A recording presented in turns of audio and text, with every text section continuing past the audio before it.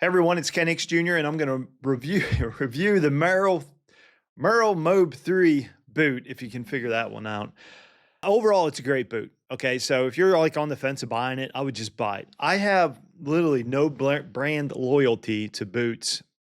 I used to run Danners for decades or years, and their quality, I don't know what they did, but they're pretty well shabby to where I forget, they're like Vitals or something, and they literally they were never waterproof. You walk through grass, your feet would get wet, and so anyway, I just decided to upgrade to a new boot. So I went with a tactical boot. I didn't know what to get really, and then I came across the Merrell tactical boot. It has a vibrant sole for like great traction. If you're not familiar with their soles, it's really great. I have those for I wear Merrells for like hiking and just every day out, like outdoor use. So it's a great boot. I know a shoe. I know that. So I figured I'm going to try out their tactical boot. And the main thing I wanted was this side zipper here. I had a pair of Converse that had the side zipper to where I could put my foot in there, lace it up, zip it up, and then when I'm done, I can unzip it and take my foot out. And that's what I was hoping with these. But it's not the case. So whenever you lace these up and you zip them up, they're really snug around your ankle, which is great. I really like that. But you have to unlace them, unzip them and unlace them to get the boot off. So wasn't quite achieving what I wanted to, because mainly I bought these for hunting.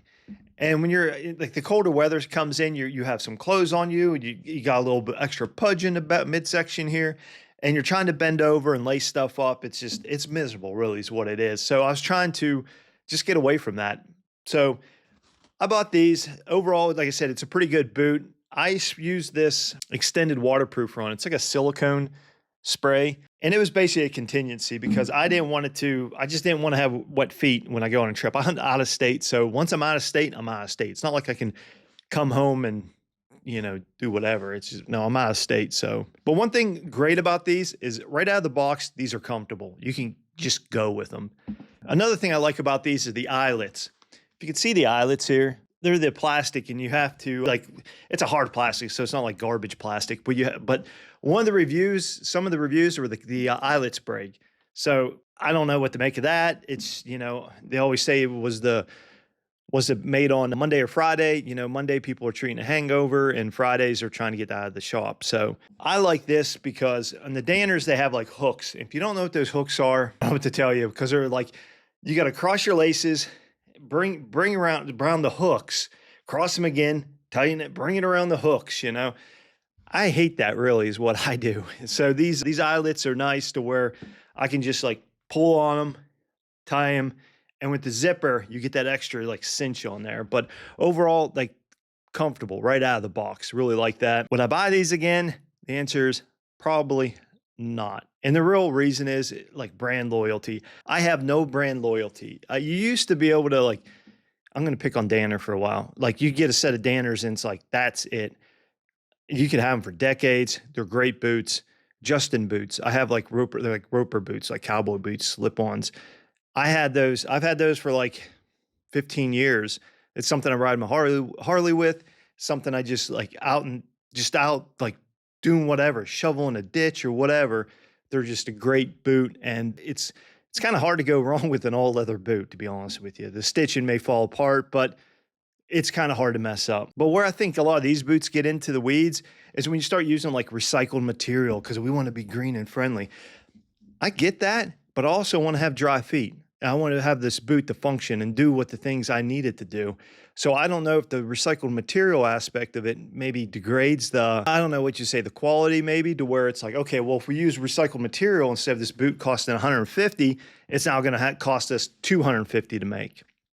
Or we can lessen the quality of the material that we use, and we can make it at $150.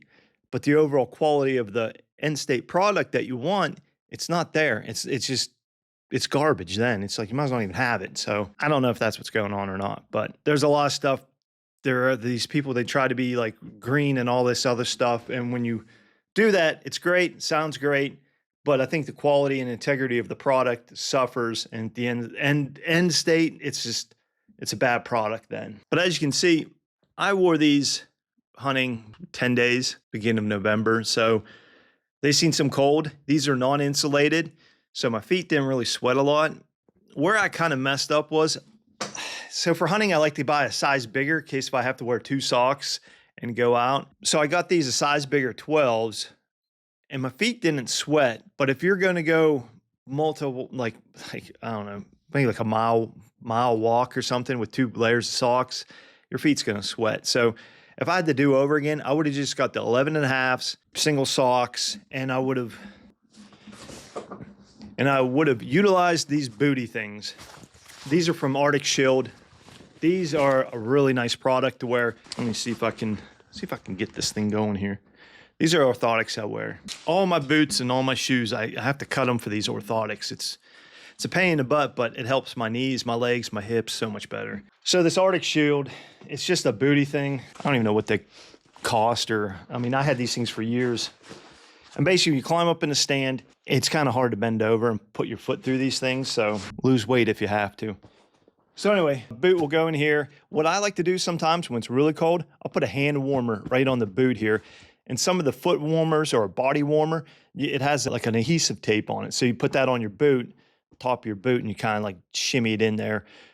But preferably just a hand warmer and just jam it in there somehow.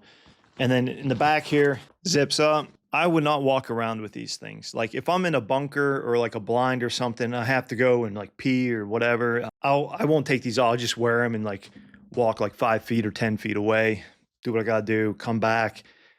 But I would not walk with these booties. But I'd rather do this than get the size bigger. Knowing what I know now, that's exactly what I would do, because when you start doubling up socks and you start walking a lot, that's where you can get into trouble. But if it's really cold out, I mean, then you got to go like I said, these are non-insulated boots, but if it's really cold out, you should probably have like insulated. Like I have a pair of 800-gram Danners. That's like my workhorse when it's really cold out. But to be honest with you, those things are about garbage too, because every time I move with them, they just creak and they're so noisy and just like god awful. It's like, these are not hunting boots at all. I mean, they're just too noisy. And as far as care for these boots, man, I got mud all over the place on these things. What I like to do, if possible, I have one of those like a boot dryers or something like that, but pretty much they're just a stand here with a mild amount of heat. And you put your boots over top. Put your boots on top, and it blows like a warm air up through your boot. Remove your sole, and this is a mess. Anyway, so you put that on over top when you're done hunting overnight, and that's just like to just dry your boot out. So, and the reason why is your boots stink. Okay, so once they get wet, either through sweat or water, the bacteria starts to form. And that's what gets you in trouble. If you want to lessen the bacteria, like if they start stinking, you're like, man, I just need like maybe a month or 3 months more of these boots, and I'm through the season and I can get rid of them. Try throwing them into the freezer. And what that'll do is kill the bacteria. I had mixed results with that. You can do what you want. Take that for what you will. But if I had like ready to wrap up the season and something like that, and I just didn't want to spend the money on a new pair of boots, I would throw them in the freezer. Try to kill the bacteria, spray whatever you can in there to kill the bacteria, because the bacteria is what dies, decays, and stinks. So if you're wondering about these orthotics, these soles on all my shoes, these are orthotics, and that's the wrong one here. But anyway, I have to have my sole here, the orthotic, line it up, and then I cut around and put these in the boot, and then these will go in. And that just helps out my knees a lot. I have flat feet. And it can really wreak havoc on my feet, my knees, my hips, my ankles, my feet itself. So, but overall, it's a great boot. It's lightweight, no issues. Where I messed up again, wearing these orthotics, everything's quiet on these boots. But when I cut the sole, put my orthotics in, it squeaks.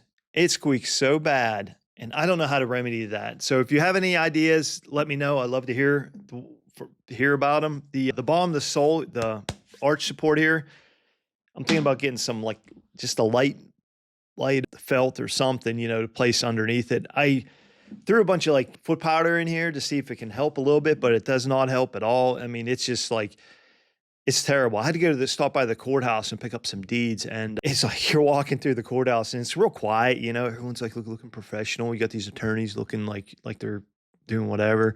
And it's like squeak, squeak, squeak. And you're like, holy cow. I'm like, I'm that guy. I'm that guy squeaking around. Yeah, if you have any ideas of how to get rid of this squeak, because the bottom of the boot here, like inside here, it's cloth. So it's cloth on cloth. I don't know if I have to put some type of like felt in there or what's going, I have no idea. Maybe what I can do is like take a sock, one of those real thin like silk socks, like dress socks, you know. Maybe I can put this thing in there and then cut it back here so it's, see if it works. That might be an option. Something cheap and easy, because I just don't want to, I don't want this thing to be in a science experiment. But overall, it's a great boot. Would I buy it again? Probably not. I mean, there's so many other different types of boots out there. It really doesn't achieve what I want it to achieve. I don't know. I mean, it's not a bad boot, guys. Who knows? Maybe Danner will straighten up and have a great boot or something. But definitely try a bunch on, because I thought for sure I was going to buy either Danner's or Cabela Instinct boots. And both of them, well, Danner's are always going to fit great. But the Instinct boots, when I put them on and I walked around Cabela's, I'm like, nope, ain't going to have these.